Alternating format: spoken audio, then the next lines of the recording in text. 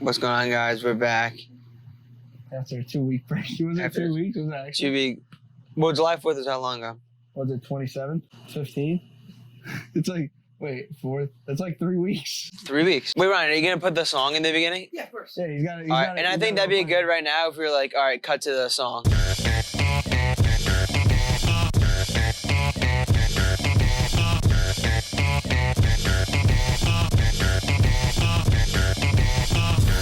Alright guys, welcome back, episode 4. Little 3-week break from me and Matt. We're going to catch you guys up on some sports news that we missed.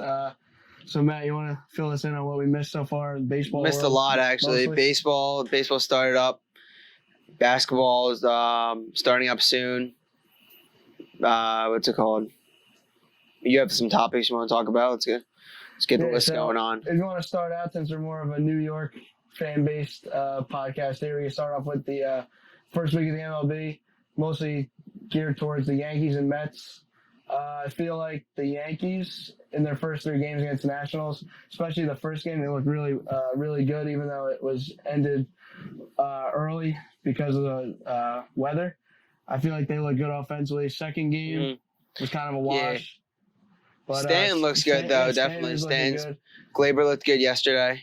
Yeah, I mean, Garrett Cole didn't look bad first start. He was looking good. I mean, it definitely wasn't his best stuff, but only 3 base runners. I mean, that's still pretty good. And I didn't realize he only gave up 1 hit. Yeah, and that was him and home run. Scherzer. You could tell. I mean, any guy when they start their first game of the season, they're gonna have those first game jitters, no matter who it is and where they're playing. Like Garrett Cole and Scherzer, 2 top 5 pitchers in the league. You could tell that they were a little first too amped up for the moment. Yeah, the first inning for both of them was a little rough. Yeah, they were kind of all over the place the whole game, even though they're. I mean, Scherzer still had 14 strikeouts or 12 strikeouts? I think he had 11 strikeouts. 11 strikeouts? But, something crazy like that. I feel like the Yankees, within those 3 games, they faced, besides that they faced Eric Fetty, they scratched Strasburg. The 2 games that they faced Scherzer and Corbin, even though you're facing 2 really good pitchers, they swung and missed at so many pitches. They probably had over 20 strikeouts in those 2 games. Who did? The Yankees. Yankees? Well, the game they lost it was against the random guy, right? The 1 game they lost was against Eric Fetty, the last second start because they pulled Strasburg. But and then yesterday, both Voit and Glaber both hit home runs? Voit and Glaber hit home runs, and then in the top of the 8th, I think, Glaber came up with a RBI single to center, which got us the lead, and then the Nationals had a guy on second with no one out, and I forget who it was. I think Emilio Bonifacio tried to steal third. He had the base stolen, then he came off the bag. And that would have been there, and then the next guy would have been a sac fly to center probably. Right. It's like, I mean, still a good win for the Yankees. Came from behind win. But I'll take it. Pitching didn't look bad. No, they really didn't look. Besides Paxton. Yeah, but that was a joke. Yeah, but yesterday, I mean, I know they didn't really have a real starter. They just had whatever his name is, pitch a couple innings, and with the 60 games and still guys like Tanaka. I don't know if Severino's ever going to come back. Yeah, well, they only have 2 real starters. They only have 2 real starters. Well, I guess 3 if you got Happ, Paxton, and Cole. Oh, yeah. So the other after those 3, they're just going to throw some bullpen guy, maybe Chad Green.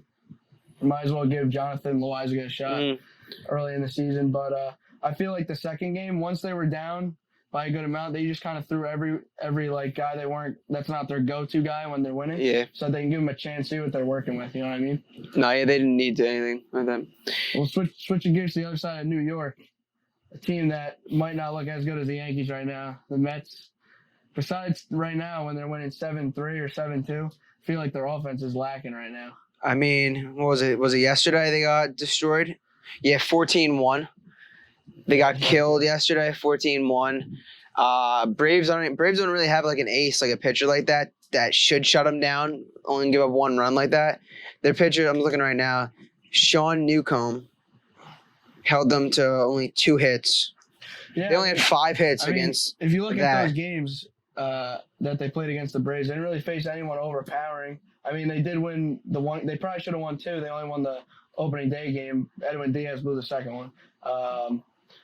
They probably should have won both, and both were not very big offensive games. No, not at all. And they're gonna have to rely so much on their pitching. I feel I feel the like first two games, Matt's and DeGrom pitched, right? Matt's pitched the second game. Yep.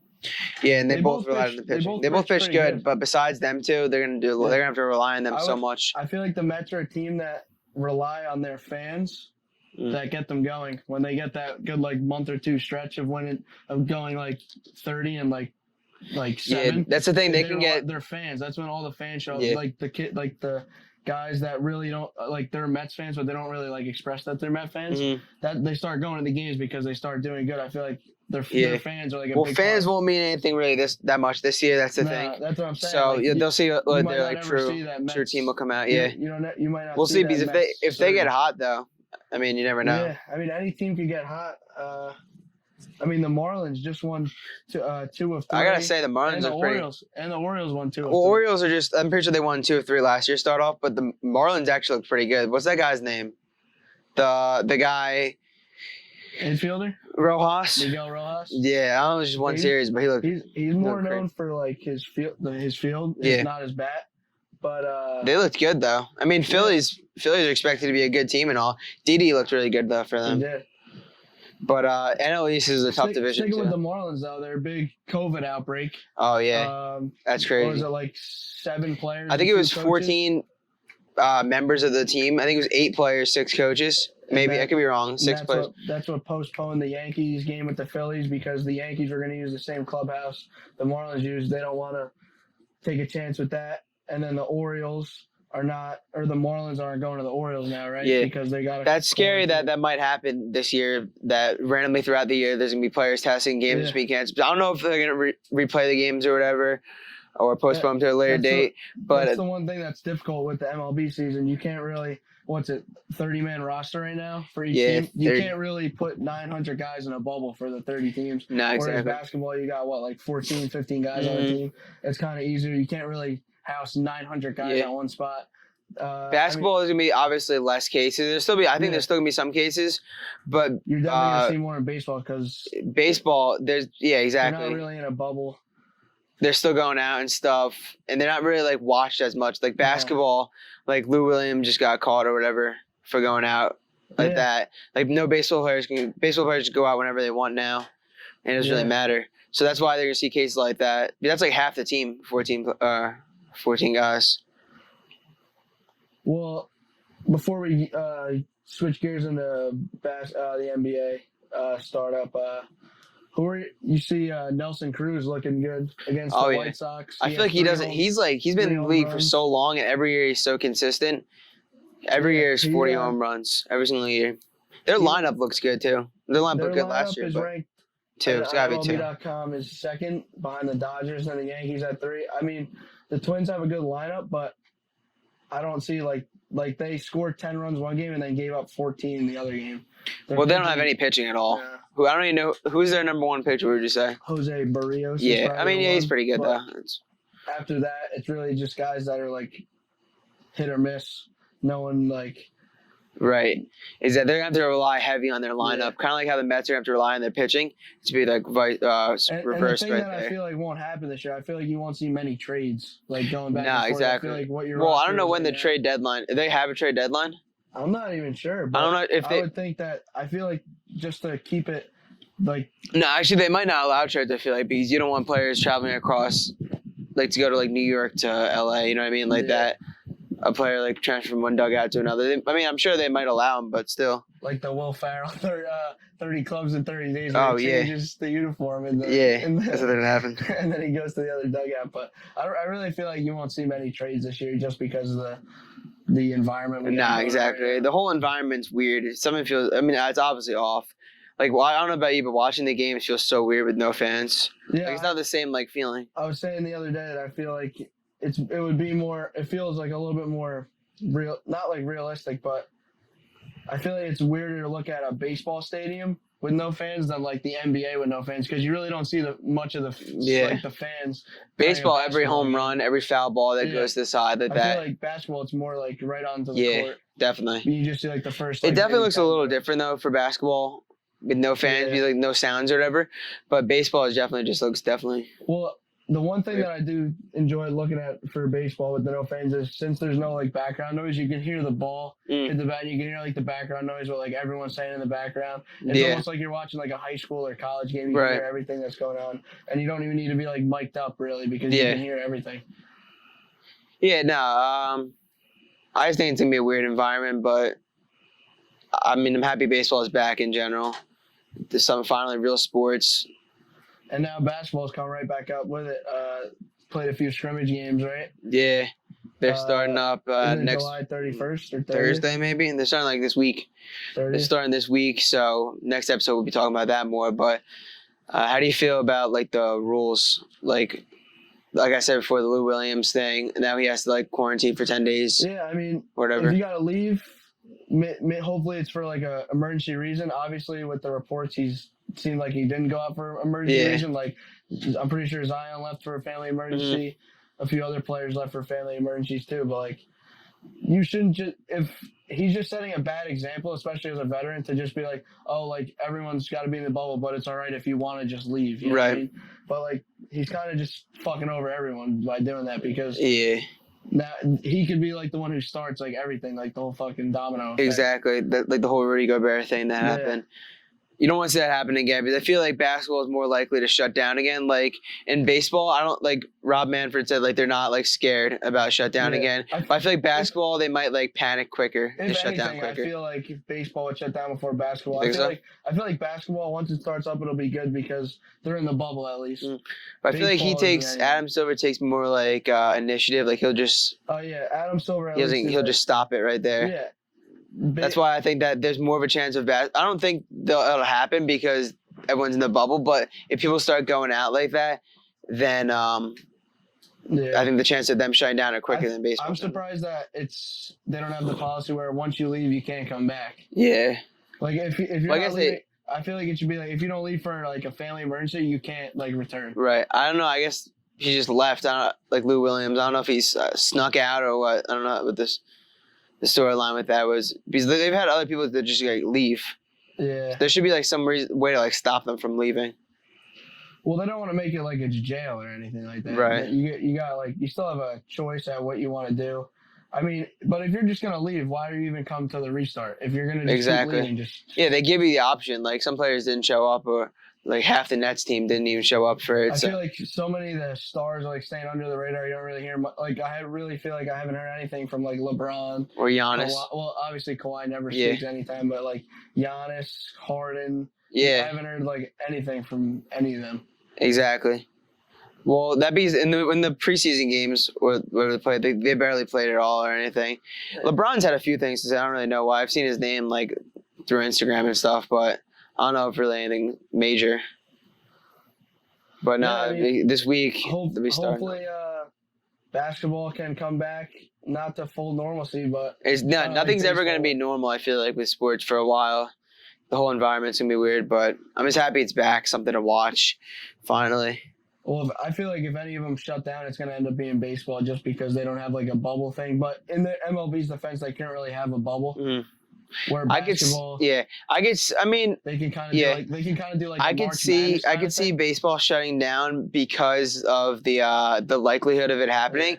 But I feel like if either one of them are gonna shut down, I feel like basketball will shut down first. But I don't know. Hopefully, when football comes back, it comes back to normal too, because that's starting to start up soon, and we're hearing a lot of stuff in the news about players talking and everything. Madden Ratings just came out. Pretty big news for football right now. Not the only news for football. You don't really hear much about football going on. Besides Jamal Adams. Jamal Adams got traded to the Seahawks. I mean, I don't really care about that much, honestly. I mean, I'm not a Jets fan. I felt like I knew that was going to happen, but I'm happy he didn't go to the Cowboys. I just feel like it wouldn't have been to Seattle. Thank God he didn't go to the Cowboys. I really thought it was going to be either like the Cowboys or like the Ravens. Oh, yeah.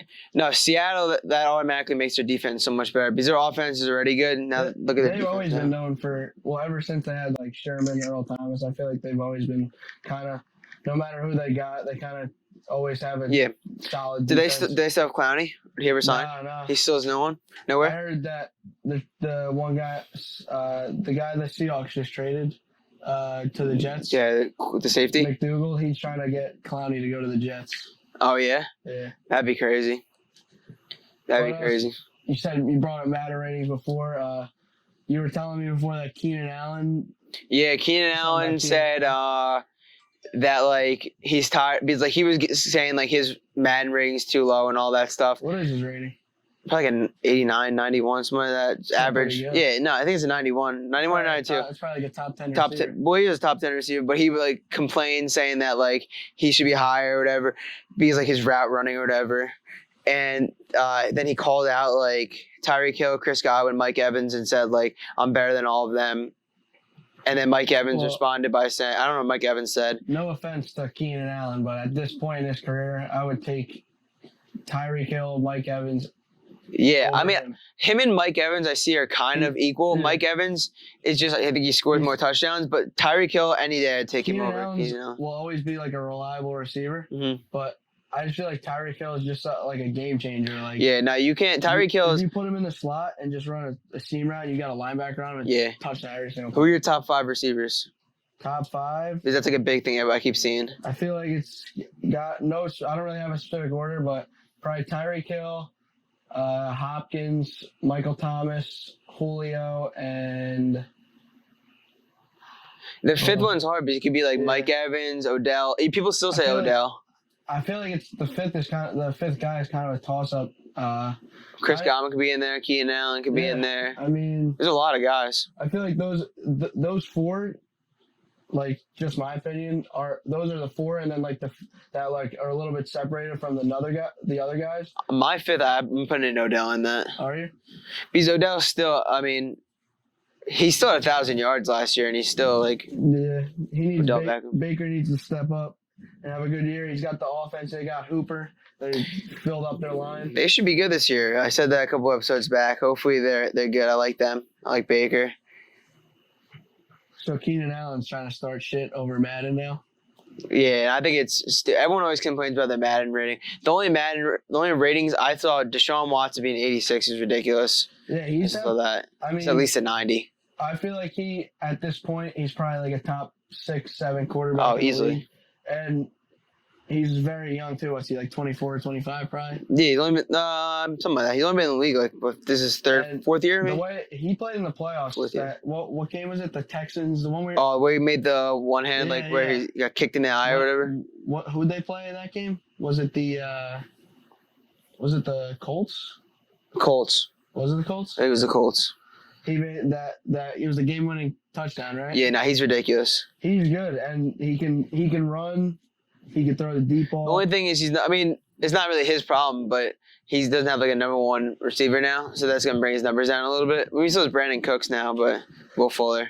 I feel like, but he can run. I feel like the big staying on topic of quarterbacks. I feel like a big Madden rating that they kind of fucked with was Kyler Murray at a 77. I feel like he should at least be like 83. That's crazy. That's crazy. I don't know what they're thinking when they make them because he's at least at least give him an 80. I don't understand why he's not an 80. What is Daniel Jones? He's got to be low like a 70, like a 73, 74. I don't know. Their ratings are they making the Matt 2K? What ratings? No, like the NFL 2K. Like I thought they were. Oh, the NFL 2K. Yeah, I don't know what they're doing about that. I saw they're gonna bring it back.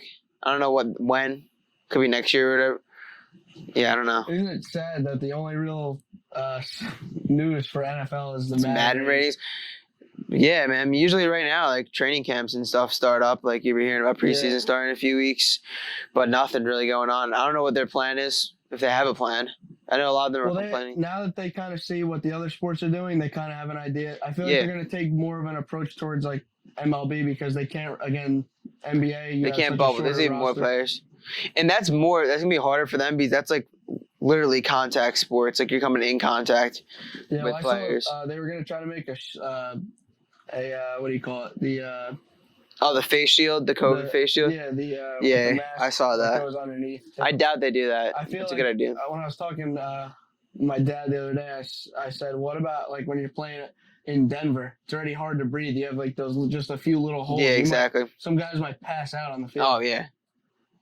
Maybe they'll like put in more timeouts or something like that. Yeah, I don't know what their plan's going to be for that. Because like the physical. Just think about like tackling and coming this close to someone like that. That's gonna be the That's hardest gonna. Then they can't do the bubble either. So that's why a lot of people might think. You might see more of a game kind of like the Pro Bowl, where like once like a little bit of contact. But that will happens, ruin that will ruin the game though. That will make me not want to watch the game as much. Easily. Well, at least with the NBA, there's some you can still have contact because the guy you're playing with isn't positive because they're all bubbled in. So so you can kind of trust what's going on. It's still the same. Yeah. Baseball, Didi Gregorius has hand sanitizer, or no, Anthony Rizzo has hand sanitizer in his back pocket. Really? I know some of the players wearing masks and stuff too. Yeah. Basketball, you're not gonna wear a mask because you'll die if you wear a mask playing basketball. But that about wraps it up for episode 4. Yeah. Before we go though, I want to give a special shout out to Homo Kevin O'Rourke over here. If you want to shout him out, Kevin, give him a wave. Big Yankee fan. Big Denver Nuggets fan too, actually. So he gave us some interesting takes on basketball, maybe throughout the restart. So we'll get him on here one time. Yeah, maybe in a future episode, maybe you'll see the real O'Rourke. Maybe you see Tony Clayton. Maybe a Pete Manzo sighting. You never know. You never know. You get a couple guys on here. I feel like if we bring Kevin on, it would be more of a NBA related one. But yeah, we could do that one time. We could do a big basketball fan. We could do an episode related to Tony and Pete were to come on. I feel like that would be more of a Yankees-Mets debate. Maybe Kevin would chime in on the Yankees-Mets because he likes getting under Tony's skin about it. But that about wraps it up for episode 4. Catch you guys next time. Peace.